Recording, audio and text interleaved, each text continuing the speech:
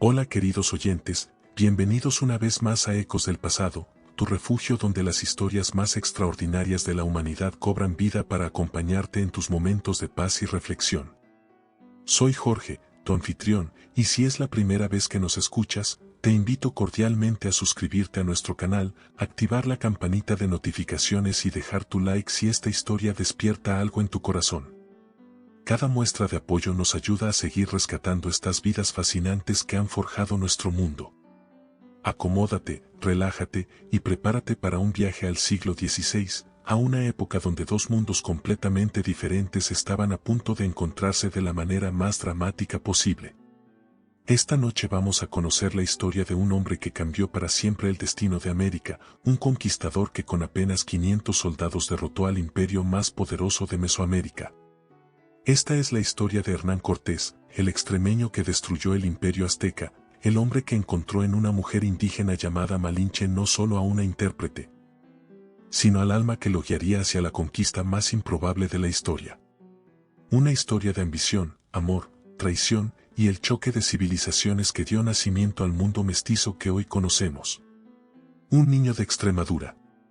Nuestra historia comienza en 1485, en Medellín, una pequeña ciudad de Extremadura, esa tierra árida y dura del oeste de España que parecía destinada a criar hombres duros. Allí nació Hernán Cortés, en una familia hidalga pero no rica, con sangre noble pero bolsillos vacíos, como tantas otras familias de la región. Su padre, Martín Cortés de Monroy, era un hidalgo empobrecido que sobrevivía de sus pequeñas tierras. Su madre, Catalina Pizarro Altamirano, pertenecía a una familia con mejores conexiones pero igual escasez de dinero. Era el típico matrimonio de la pequeña nobleza extremeña, mucho orgullo de linaje y pocas monedas que hacer sonar. Extremadura en aquellos tiempos era una tierra de contrastes violentos. Por un lado, la pobreza y la dureza de una región castigada por siglos de guerras contra los musulmanes. Por otro, el sueño dorado que llegaba desde las Indias, donde hombres como ellos estaban encontrando fortunas inimaginables en tierras lejanas. El pequeño Hernán creció escuchando estas historias. En las tabernas de Medellín se hablaba de Cristóbal Colón, de las islas llenas de oro, de indios que cambiaban perlas por cascabeles. Para un niño inteligente y ambicioso como Hernán, estas historias no eran cuentos, sino promesas de un futuro mejor. Sus padres tenían otros planes para él. Lo enviaron a estudiar a Salamanca, con la esperanza de que se convirtiera en letrado, que encontrara fortuna en las leyes y los documentos en lugar de las aventuras. Pero Hernán tenía 14 años y el corazón lleno de sueños de gloria. Después de 2 años de estudios, abandonó la universidad y regresó a casa con una decisión tomada: partiría hacia las Indias. El joven aventurero llega al Nuevo Mundo. En 1504, con apenas 19 años, Hernán Cortés se embarcó en Sanlúcar de Barrameda rumbo a la Española, la isla que hoy conocemos como Haití y República Dominicana. Era un joven más entre los muchos que llegaban cada día buscando hacer fortuna en el Nuevo Mundo, pero llevaba algo que lo distinguiría: una ambición sin límites y una inteligencia extraordinaria para entender a las personas. La Española en 1504 ya no era la frontera salvaje que había conocido Colón. Se había convertido en una sociedad colonial establecida, con sus propias reglas, sus propias oportunidades y sus propias formas de enriquecerse. Cortés comenzó desde abajo, recibió una encomienda, un grupo de indios que debía trabajar para él, y se dedicó a la agricultura y la ganadería. Pero no era hombre para conformarse con una vida tranquila. Su encanto personal y su habilidad política pronto lo acercaron al gobernador Nicolás de Obando. Cortés tenía un don especial para hacerse indispensable, era inteligente, confiable, y tenía esa combinación perfecta de respeto y familiaridad que abría todas las puertas. Durante estos años aprendió todo lo que necesitaría saber para sus futuras conquistas. Aprendió sobre las sociedades indígenas, sus divisiones, sus rencores, sus formas de hacer la guerra. Aprendió que los españoles no conquistaban solo con espadas y caballos, sino con alianzas inteligentes que enfrentaban a unos grupos indígenas contra otros. En 1511, Cortés participó en la conquista de Cuba bajo las órdenes de Diego Velázquez. Esta expedición le dio su primera experiencia real de conquista militar. vio cómo un puñado de españoles podían dominar poblaciones muchísimo más numerosas si sabían aprovechar las divisiones locales y usar el terror de manera calculada. En Cuba, Cortés se estableció como uno de los hombres más prósperos de la isla. Tenía encomiendas que le daban mano de obra indígena, minas que le proporcionaban oro, y ganado que multiplicaba su riqueza. Pero sobre todo, tenía la confianza de Diego Velázquez, que lo veía como uno de sus lugartenientes más capaces. La expedición que cambiaría todo. En 1518, llegaron a Cuba noticias extraordinarias. Francisco Hernández de Córdoba había explorado las costas de una tierra nueva, más al oeste, donde había encontrado poblaciones indígenas más avanzadas que cualquier cosa conocida hasta entonces. Construían ciudades de piedra, trabajaban el oro con maestría increíble y tenían ejércitos organizados como nunca se había visto en las islas. Diego Velázquez decidió organizar una expedición de exploración y comercio hacia estas tierras misteriosas. Necesitaba un comandante en quien confiar absolutamente, alguien con experiencia militar pero también con la inteligencia política necesaria para negociar con civilizaciones desconocidas. Su elección recayó en Hernán Cortés. Era una decisión que cambiaría la historia del mundo. Velázquez creía que estaba enviando a un subordinado leal en una misión comercial. No podía imaginar que estaba desatando una de las conquistas más extraordinarias de todos los tiempos. Los preparativos duraron meses. Cortés invirtió toda su fortuna personal en la expedición, vendió sus propiedades, se endeudó hasta el límite. Reunió 11 navíos, 508 soldados, 16 caballos, 10 cañones de bronce, 13 arcabuces y 32 ballesteros. Era una fuerza minúscula para lo que pretendía lograr, pero estaba perfectamente equipada según los estándares de la época. Pero mientras organizaba la expedición, Cortés comenzó a tener ideas que iban mucho más allá de los planes de Velázquez.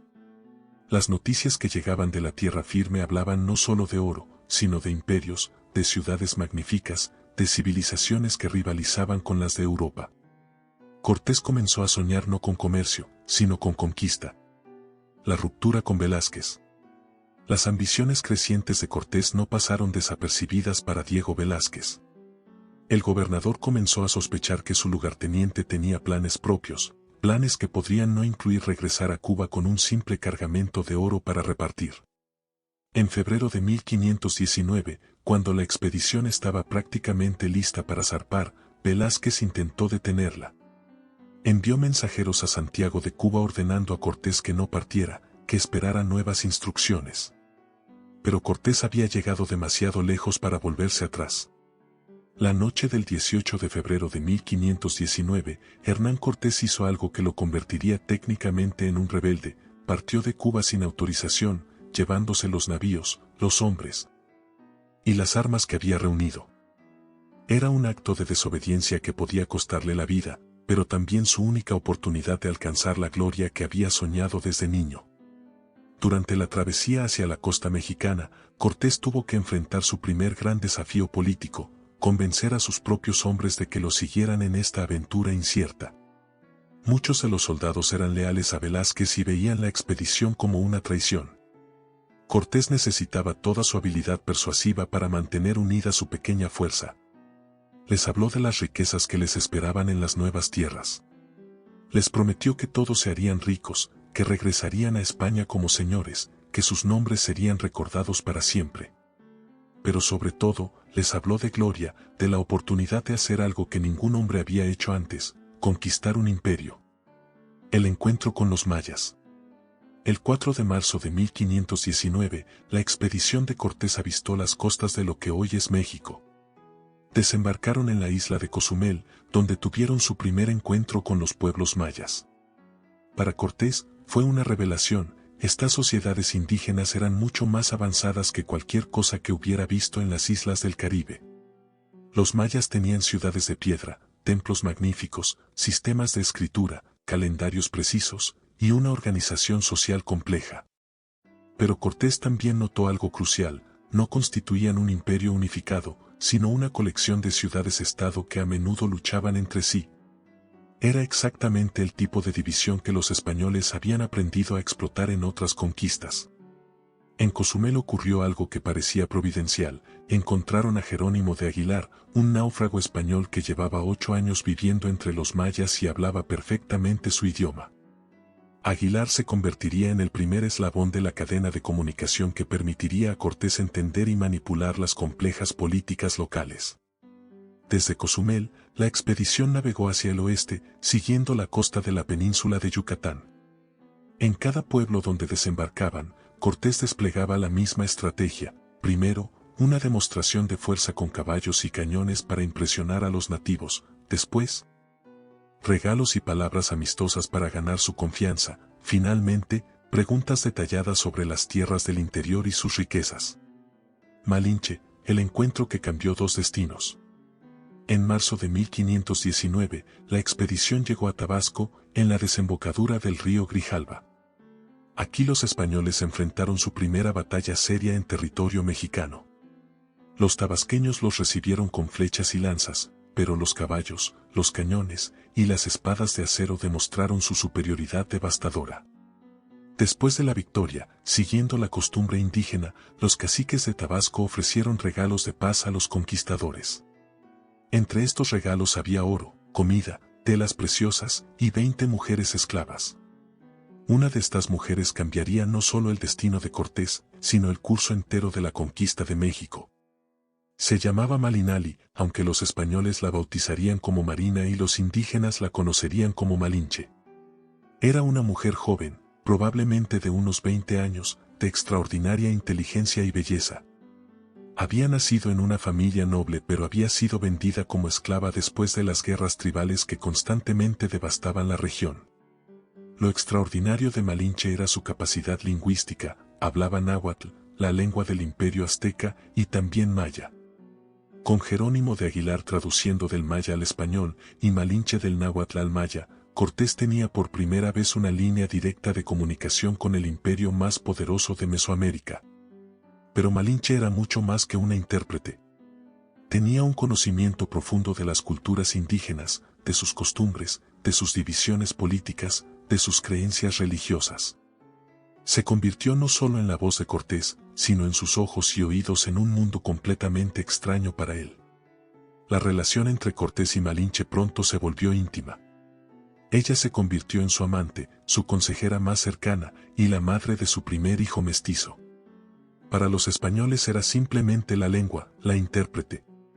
Pero para Cortés era mucho más, era su entrada al alma del mundo indígena. La fundación de Veracruz y la ruptura definitiva. En abril de 1519, Cortés fundó la Villa Rica de la Veracruz en las costas del Golfo de México. Era un acto político magistral. Al crear un cabildo español, se convertía técnicamente en el representante legal de la corona en estas tierras, ya no dependía de la autoridad de Diego Velázquez en Cuba. Pero Cortés sabía que este tecnicismo legal no sería suficiente. Necesitaba legitimidad real, y para eso tenía que demostrar que había encontrado riquezas suficientes para justificar su rebelión. Los regalos que había recibido hasta ahora eran impresionantes: oro, plata, plumas preciosas, tejidos magníficos. Pero necesitaba algo más, necesitaba un imperio que conquistar. Fue entonces cuando llegaron las noticias que cambiarían todo. Los embajadores de Moctezuma, el gran Huey Tlatoani del Imperio Azteca, llegaron a Veracruz llevando regalos magníficos y un mensaje desconcertante. Moctezuma había oído hablar de estos hombres barbados que llegaban del mar montados en cerros que se movían, los barcos, acompañados por ciervos gigantes, los caballos, y que lanzaban rayos y truenos, los cañones. Los regalos de Moctezuma eran deslumbrantes: un disco de oro puro del tamaño de una rueda de carro representando al sol, otro disco de plata representando a la luna, penachos de plumas de quetzal más valiosas que el oro. Joyería de una maestría artística que dejó pasmados a los españoles. Pero el mensaje era claro: estos regalos eran una muestra de respeto, pero también una petición de que los extranjeros se marcharan y no intentaran llegar a Tenochtitlán. Para Cortés, estos regalos fueron una revelación. Confirmaban todo lo que había soñado: existía realmente un gran imperio en el interior, un imperio tan rico que podía enviar como obsequios casuales tesoros que valían fortunas en Europa. Lejos de disuadirlo, los regalos de Moctezuma encendieron definitivamente su ambición conquistadora. El acto más audaz, quemar las naves. Pero Cortés enfrentaba un problema serio. Muchos de sus hombres, intimidados por las noticias sobre el poder del imperio azteca, querían regresar a Cuba con los tesoros ya obtenidos. Era una reacción comprensible, habían conseguido más oro en unos meses que el que muchos verían en toda su vida. ¿Para qué arriesgar todo en una aventura imposible contra un imperio de millones de personas? La respuesta de Cortés fue el acto más audaz y calculado de su carrera. Ordenó barrenar todos los navíos de la expedición excepto uno, que envió a España cargado con los tesoros para el emperador Carlos V, junto con cartas explicando sus acciones y solicitando legitimidad real para su conquista. Al destruir las naves, Cortés eliminaba la opción de la retirada. Sus hombres entendieron el mensaje, ya no había camino de regreso, solo había camino hacia adelante. Tenían que conquistar el imperio azteca o morir en el intento. Era una jugada psicológica perfecta que unió a todos los españoles bajo una sola bandera. La supervivencia dependía del éxito de la conquista. La decisión también tenía una lógica militar profunda. Los barcos requerían tripulaciones que eran marineros, no soldados.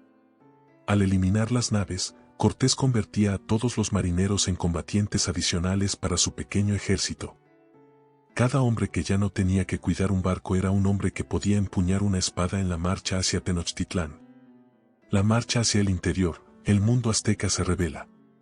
En agosto de 1519, Cortés comenzó la marcha hacia el interior con aproximadamente 400 españoles, 15 caballos, algunos cañones, y un grupo creciente de aliados indígenas. Era una fuerza ridículamente pequeña para lo que pretendía lograr, pero Cortés había entendido algo fundamental: no necesitaba conquistar el imperio azteca por la fuerza bruta, sino colapsar su estructura política desde adentro. La primera prueba de esta estrategia llegó en territorio tlaxcalteca. Los tlaxcaltecas eran enemigos ancestrales de los aztecas, mantenían una independencia feroz en medio del imperio, y odiaban a Moctezuma con una pasión que Cortés supo aprovechar magistralmente. Las primeras batallas contra los tlaxcaltecas fueron feroces. Estos guerreros no se intimidaron con los caballos y los cañones como habían hecho otros pueblos. Lucharon con una valentía desesperada, pero finalmente la superioridad tecnológica española prevaleció. Sin embargo, en lugar de aplastarlos completamente, Cortés hizo algo inesperado: les ofreció una alianza contra su enemigo común, el imperio azteca. La alianza con Tlaxcala fue el momento decisivo de toda la conquista. De repente, Cortés no comandaba solo 400 españoles, sino miles de guerreros indígenas con un conocimiento profundo del terreno, las tácticas aztecas y las rutas hacia Tenochtitlán. Más importante aún, tenía aliados que querían la destrucción del imperio azteca tanto como él. Malinche fue crucial en estas negociaciones. No solo traducía las palabras de Cortés, sino que entendía las sutilezas culturales que hicieron posible la alianza. Explicaba a los tlaxcaltecas que los españoles no venían como conquistadores temporales, sino como liberadores permanentes que destruirían para siempre el poder de Moctezuma. La matanza de Cholula, el terror como arma. En octubre de 1519, la expedición llegó a Cholula, una ciudad sagrada que era el centro religioso más importante de Mesoamérica. Aquí Cortés cometió uno de los actos más controvertidos de toda la conquista, un acto que reveló tanto su genio estratégico como su crueldad calculada.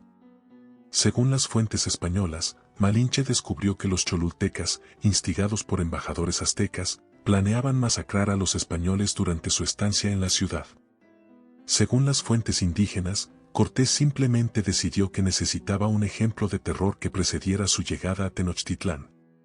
La verdad probablemente incluye ambas versiones. Los cholultecas quizás realmente conspiraban contra los españoles, pero Cortés también vio la oportunidad de enviar un mensaje que resonaría por todo el imperio: resistir a los españoles traía consecuencias devastadoras.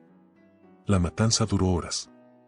Los españoles y sus aliados tlaxcaltecas, aprovechando que los nobles cholultecas estaban reunidos desarmados en el gran patio del templo, los atacaron sin piedad.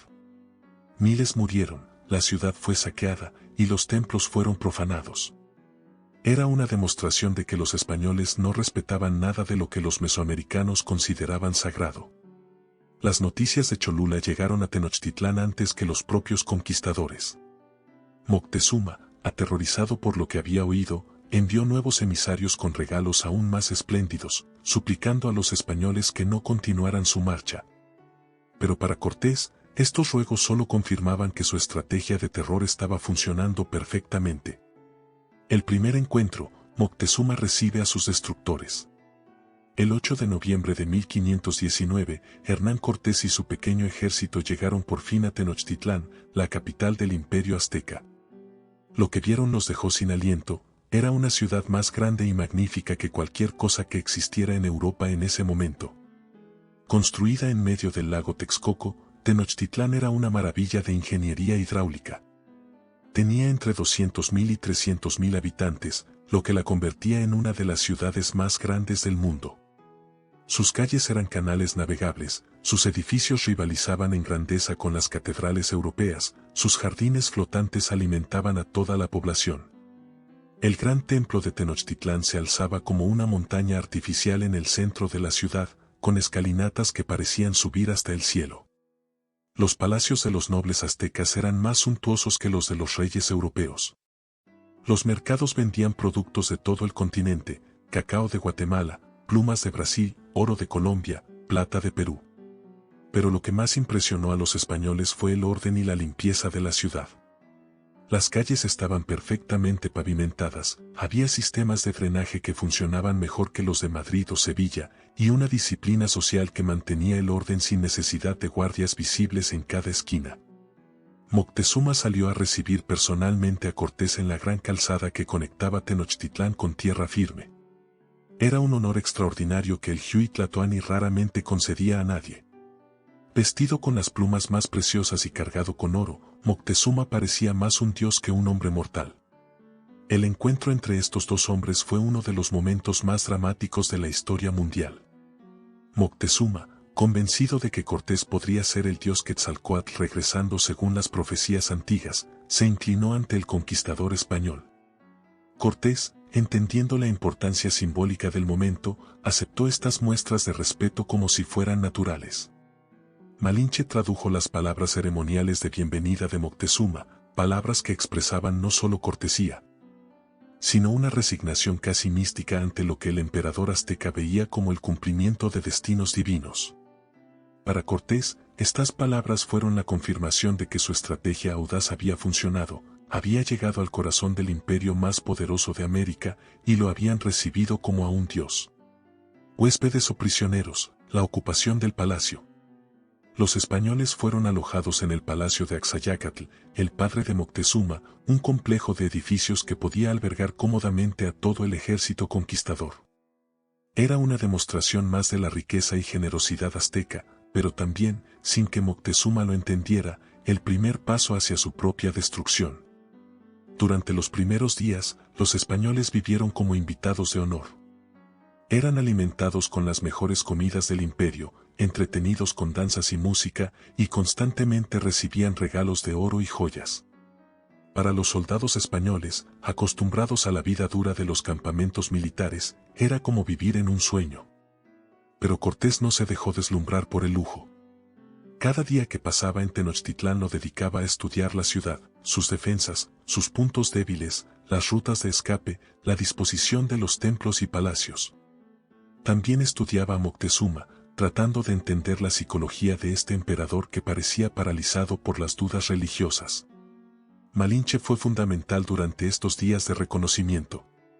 Hablaba con las mujeres del palacio, con los sirvientes, con los sacerdotes menores, recogiendo información sobre las tensiones dentro del imperio, sobre los pueblos sometidos que odiaban el dominio azteca, sobre las rutas comerciales que mantenían funcionando la economía imperial.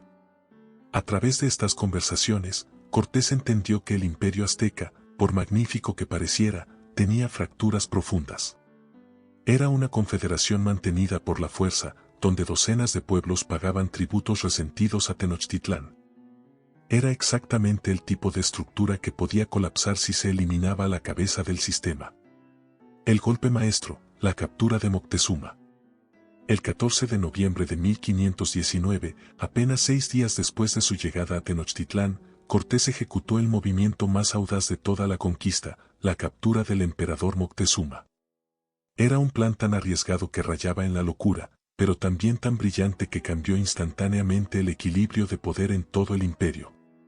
El pretexto fue un incidente en la costa. El capitán Juan de Escalante había sido atacado por guerreros aztecas mientras construía fortificaciones en Veracruz.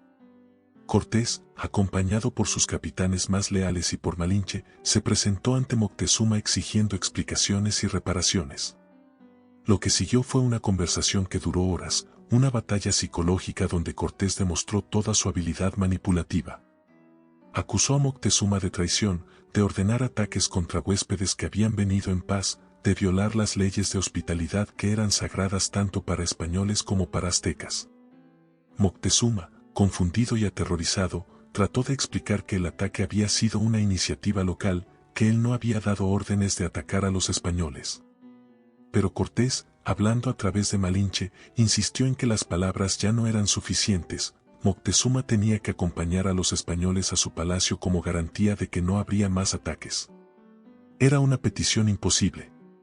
Ningún emperador en la historia se había sometido voluntariamente al cautiverio. Pero Moctezuma, paralizado por sus dudas religiosas sobre la naturaleza divina de Cortés, y aterrorizado por lo que había oído sobre la violencia española en Cholula, finalmente aceptó. La captura de Moctezuma fue un shock sísmico que atravesó todo el imperio azteca.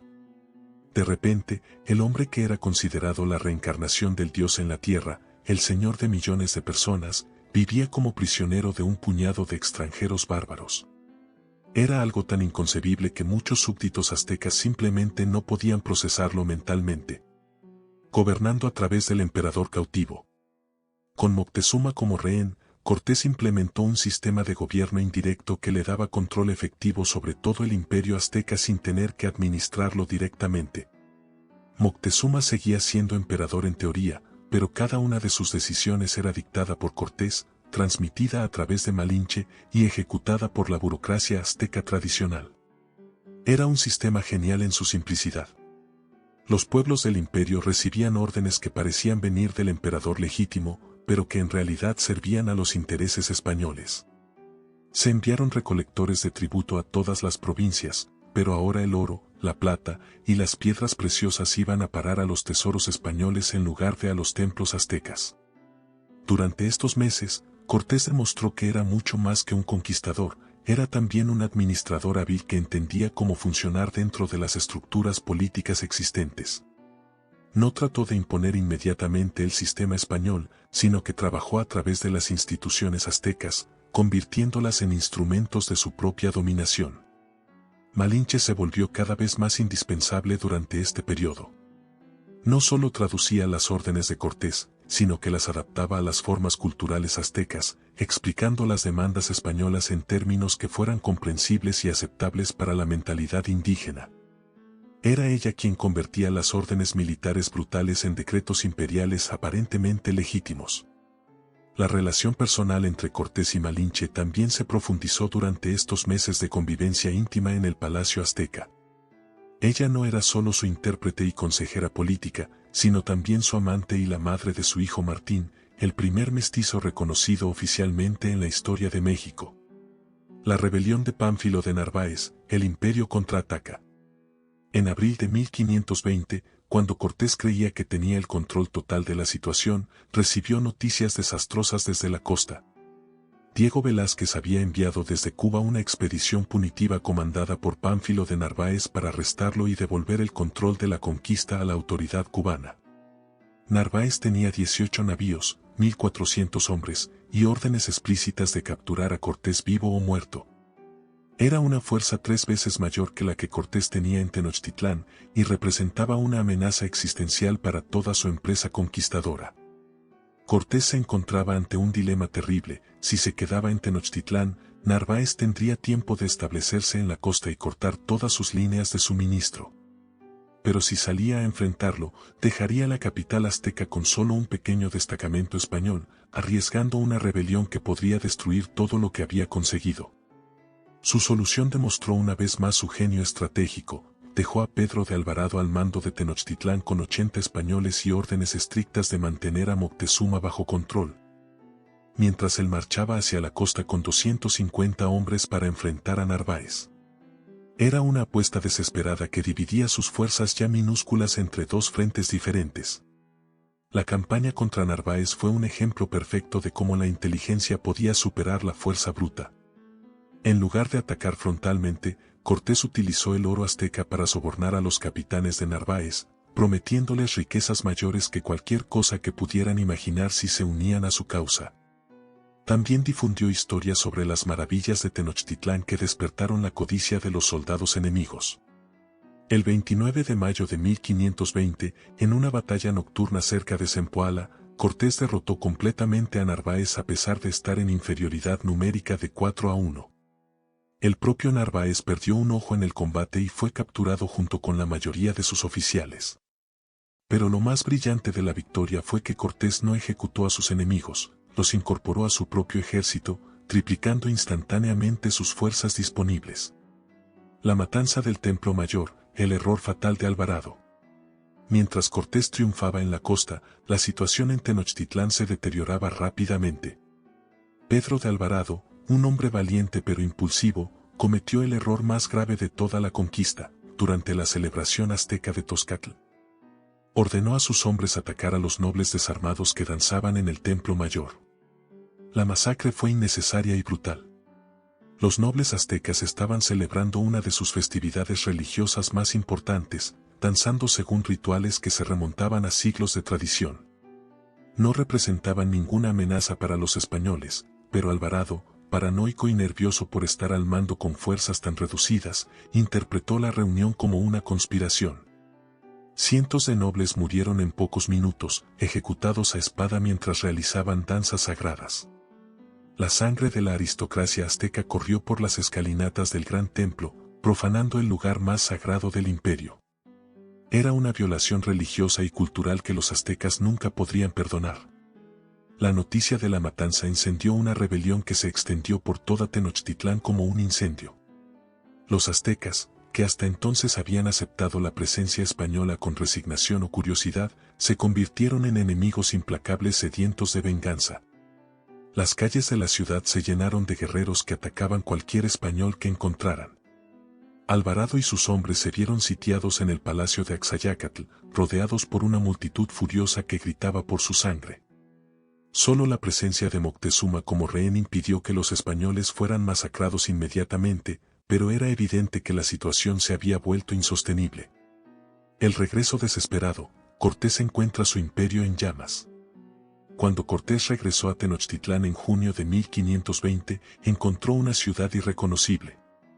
Las calles que lo habían recibido como a un dios 8 meses antes ahora estaban llenas de barricadas y guerreros hostiles. Los puentes que conectaban la ciudad-isla con tierra firme habían sido destruidos o estaban fuertemente defendidos. Su ejército, ahora reforzado con los hombres de Narváez, sumaba más de 1.300 españoles, pero se encontraba atrapado en medio de una ciudad de 200.000 habitantes que se habían convertido en enemigos.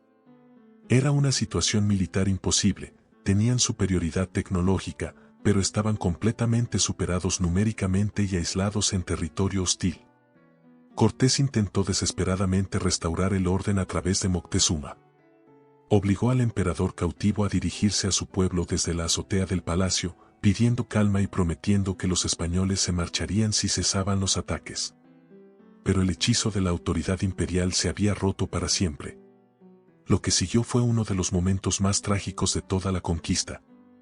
Cuando Moctezuma apareció ante su pueblo, vestido con las insignias imperiales pero claramente hablando bajo coacción española, la multitud enfurecida comenzó a arrojarle piedras y flechas.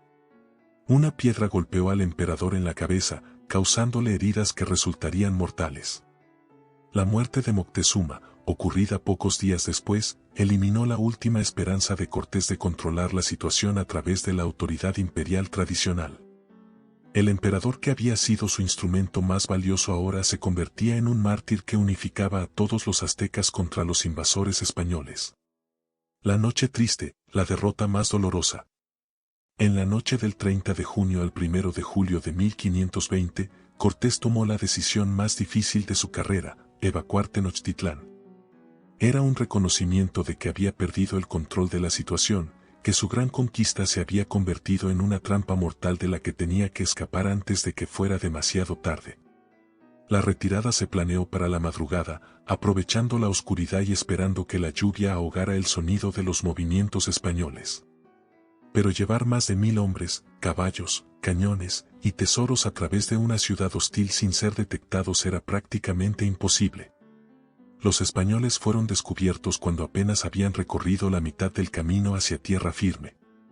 El sonido de los caracoles de guerra aztecas resonó por toda la ciudad y pronto miles de canoas surgieron de la oscuridad atacando la columna de Ritritín.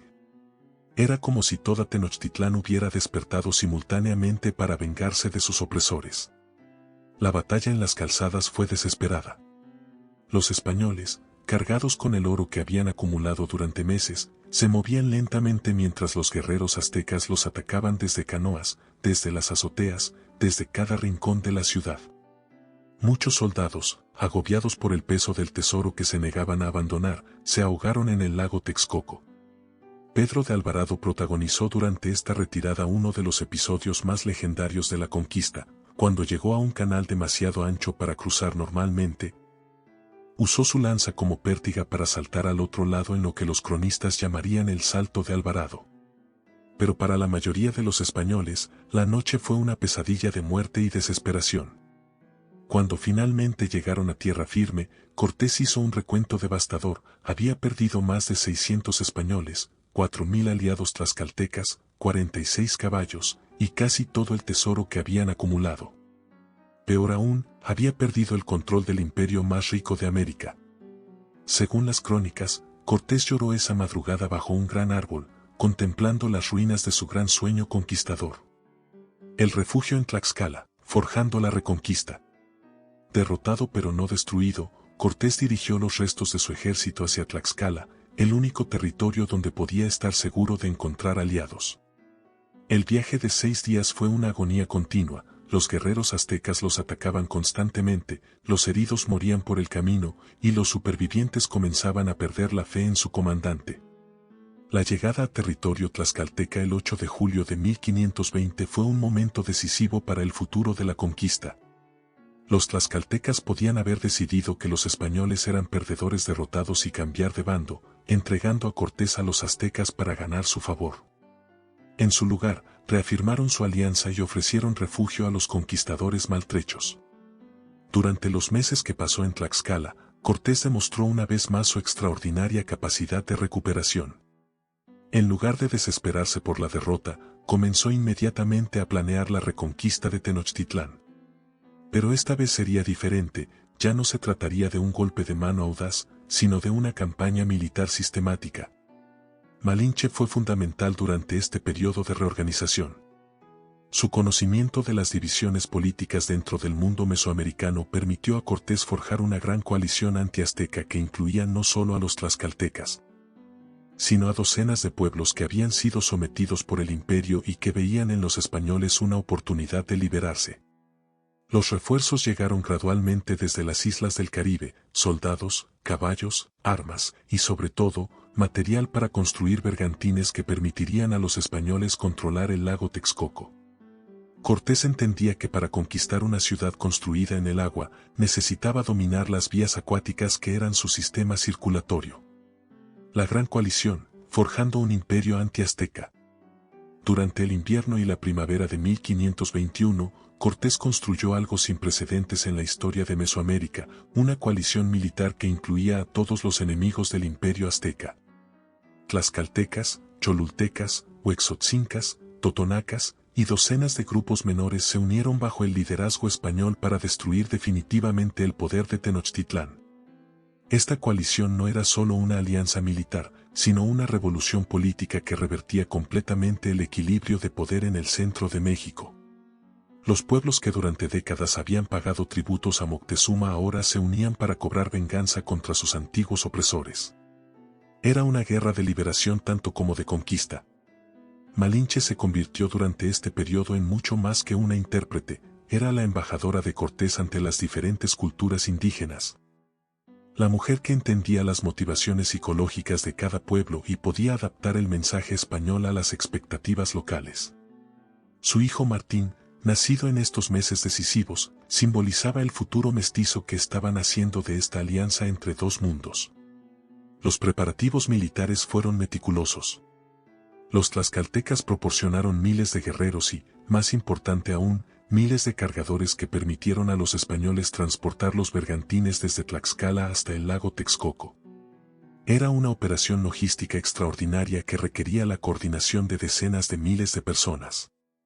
El sitio de Tenochtitlán, la batalla final. El 13 de mayo de 1521, Cortés comenzó el sitio de Tenochtitlán con una fuerza que incluía 900 españoles, 80.000 guerreros indígenas, 86 caballos y 13 bergantines que le daban control del lago. Era el ejército más grande jamás reunido en territorio americano hasta ese momento. El sitio fue una campaña de desgaste que duró 75 días. Los españoles y sus aliados cortaron todas las vías de suministro que mantenían viva a la gran ciudad, controlaron las fuentes de agua dulce y gradualmente fueron conquistando calle por calle, casa por casa, cada metro de territorio urbano. La resistencia azteca, comandada ahora por Cuauhtémoc, el joven emperador que había sucedido a Moctezuma, fue heroica y desesperada. Los guerreros aztecas lucharon con la valentía de hombres que sabían que defendían no solo sus vidas, sino su civilización entera. Cada calle se convirtió en un campo de batalla, cada casa en una fortaleza. Malinche siguió siendo esencial durante el sitio, no solo como intérprete sino como la voz que ofrecía rendición a los aztecas sitiados. Pero también se convirtió en un símbolo para los defensores. Era la mujer indígena que había traicionado a su propia raza, la Malinche cuyo nombre se volvería sinónimo de traición en la cultura mexicana. La caída de Tenochtitlán el 13 de agosto de 1521 marcó el fin del último gran imperio independiente de América. Cuauhtémoc fue capturado intentando escapar en una canoa, y con su captura se desvaneció la última esperanza de resistencia organizada. La ciudad que había sido la maravilla del Nuevo Mundo quedó reducida a escombros y cenizas. El conquistador triunfante, el nuevo señor de México. La conquista del imperio azteca convirtió a Hernán Cortés en el español más famoso de su generación y uno de los conquistadores más exitosos de la historia. Había logrado lo imposible, con menos de 1000 hombres había derrotado a un imperio de millones de personas y había puesto bajo control español territorios que se extendían desde el Atlántico hasta el Pacífico. Pero el triunfo también trajo consigo problemas complejos. Cortés tenía que reconstruir un territorio devastado por 2 años de guerra continua, integrar decenas de culturas diferentes bajo un solo gobierno, y satisfacer las expectativas de riqueza de miles de soldados españoles que habían participado en la conquista esperando hacerse ricos. Su relación con Malinche también se complicó después de la conquista. Había sido su compañera durante los años más peligrosos, la madre de su hijo y su consejera más cercana. Pero ahora que era el gobernador de Nueva España, necesitaba legitimidad social que solo podía venir de un matrimonio con una mujer española de alta cuna. En 1522, Cortés se casó con Juana de Zúñiga, sobrina del duque de Béjar, en una ceremonia que consolidaba su posición social pero que también marcaba el fin de su relación íntima con Malinche. La casó con otro conquistador, Juan Jaramillo, en una decisión que aseguraba su futuro pero que también simbolizaba cómo las mujeres indígenas eran tratadas como piezas intercambiables en el nuevo orden colonial. Los últimos años, la gloria y el desencanto. Los años siguientes a la conquista mostraron tanto la grandeza como las limitaciones de Hernán Cortés. Como administrador colonial demostró la misma inteligencia que había mostrado como conquistador, estableciendo un sistema que integró elementos españoles e indígenas en una síntesis que funcionó durante 3 siglos. Pero también enfrentó la desconfianza creciente de la corona española, que veía con preocupación el poder que había acumulado en Nueva España. Carlos V, el emperador que había legitimado su conquista, ahora temía que Cortés se convirtiera en un señor feudal independiente en América, demasiado poderoso para ser controlado desde España. En 1528, Cortés fue obligado a regresar a España para defenderse de acusaciones de mala administración y abuso de poder. Fue recibido como un héroe por el pueblo español, pero tratado con frialdad calculada por la corte imperial. Aunque fue confirmado como marqués del Valle de Oaxaca, perdió el gobierno de Nueva España, que fue entregado a una audiencia real. Sus últimos años fueron una mezcla de triunfos menores y frustraciones mayores. Participó en expediciones a California y Honduras, buscando nuevos imperios que conquistar, pero nunca volvió a encontrar otro México. Murió en España en 1547, rico pero amargado, recordando constantemente a quien quisiera escuchar que él había entregado a Carlos V territorios más vastos que toda Europa. Malinche, el destino de la mujer que cambió la historia. La historia de Malinche después de la conquista es menos conocida pero igualmente fascinante. Casada con Juan Jaramillo, se convirtió en una mujer rica y respetada en la sociedad colonial temprana. Tuvo más hijos, adquirió propiedades y vivió como una señora española más, aunque nunca olvidó completamente sus orígenes indígenas. Pero su lugar en la memoria histórica se volvió complejo y doloroso. Para los españoles era Doña Marina, la mujer que había hecho posible la conquista más importante de América. Para muchos indígenas se convirtió en la Malinche, símbolo de traición y colaboración con el enemigo. Su nombre se volvió sinónimo de entregar el propio país a fuerzas extranjeras. La realidad histórica es más compleja que cualquiera de estas interpretaciones simplistas. Malinche era una mujer que tomó decisiones inteligentes para sobrevivir en circunstancias extraordinarias, que entendió antes que nadie que el mundo indígena prehispánico había llegado a su fin, y que ayudó a crear el mundo mestizo que se convertiría en la verdadera identidad de México. Su hijo con Cortés, Martín Cortés, se convirtió en el primer mestizo oficialmente reconocido de América, el símbolo viviente de la fusión entre dos razas que definiría el futuro del continente. En muchos sentidos, Malinche no traicionó a los pueblos indígenas, los ayudó a adaptarse a una realidad que era inevitable. El legado, el nacimiento de un mundo nuevo. La conquista de México por Hernán Cortés no fue solo un evento militar, sino el momento fundacional del mundo moderno en América. De la destrucción del Imperio Azteca nació Nueva España, y de Nueva España nació México, un país que sigue siendo hasta hoy una síntesis compleja entre lo español y lo indígena.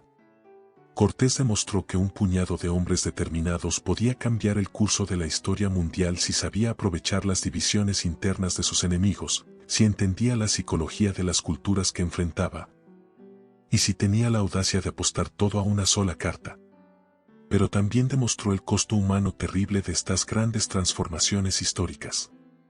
La conquista destruyó civilizaciones milenarias que habían creado arte, arquitectura, literatura y sistemas de conocimiento que rivalizaban con cualquier cosa producida en Europa. Las epidemias que siguieron a la conquista mataron a millones de indígenas que no tenían defensas contra las enfermedades europeas. Fue uno de los genocidios más grandes de la historia humana, aunque en gran parte involuntario.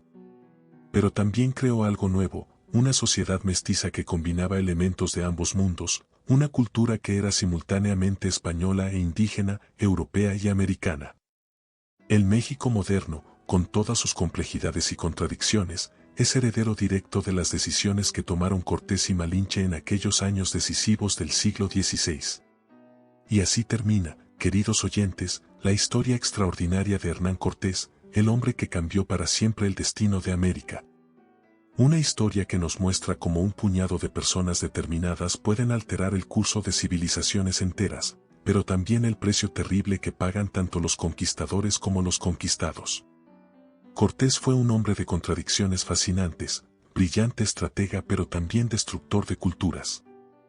Visionario político pero también oportunista despiadado.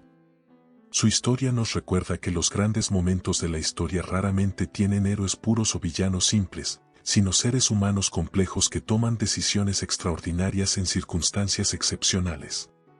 Malinche, la mujer que hizo posible la conquista, representa quizás el símbolo más perfecto de las ambigüedades de este encuentro entre dos mundos. ¿Fue una traidora que vendió a su pueblo por amor a un extranjero, o fue una mujer inteligente que entendió que el mundo estaba cambiando y ayudó a su gente a adaptarse a una nueva realidad? La conquista de México nos enseña que la historia no es solo el resultado de grandes fuerzas impersonales, sino también de decisiones individuales tomadas por personas de carne y hueso que enfrentaban dilemas morales imposibles. Nos recuerda que el progreso y la destrucción a menudo van de la mano, que la creación de mundos nuevos requiere la destrucción de mundos antiguos. Hoy, 500 años después, seguimos siendo herederos de aquellas decisiones. El mundo mestizo que nació de la unión entre Cortés y Malinche es nuestro mundo, con toda su belleza y toda su tragedia. En Ecos del Pasado creemos que estas historias del pasado nos ayudan a entender mejor nuestro presente. Si la épica de Hernán Cortés y Malinche te ha conmovido, te invito a darle like a este video, a suscribirte a nuestro canal y a compartirlo con quienes valoran las grandes historias que han forjado nuestra identidad americana. La próxima semana regresaremos con otra historia fascinante de los personajes que han marcado nuestro continente. Hasta entonces, que tengan dulces sueños llenos de reflexiones sobre el encuentro de mundos que sigue definiendo quiénes somos.